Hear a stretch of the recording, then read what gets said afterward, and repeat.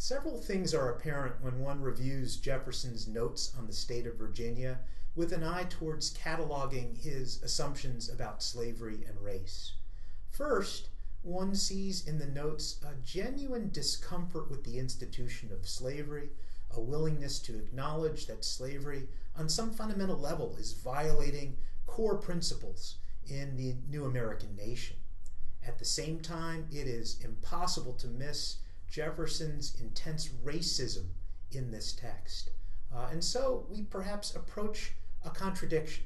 And for Jefferson, juggling both his discomfort with slavery with his racism led him towards the assumption that only by removing the freed African American population could the nation ever move beyond the system of slavery. He was especially horrified by the prospect, and he expresses this in the notes, of racial intermixing.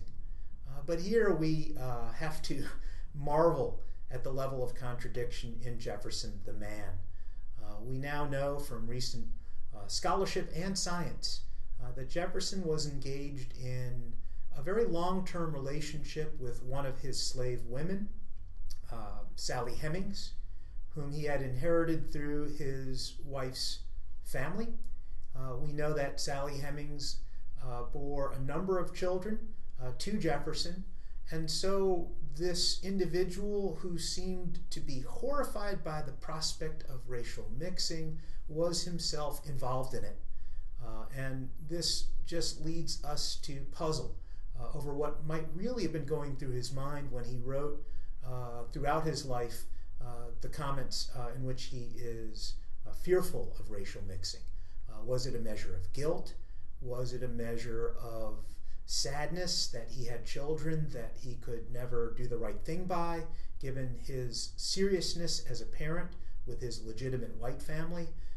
We have to interpret the silences. And there are a number of ways to approach these tangled questions, and probably none of them end up putting Jefferson in a very positive light.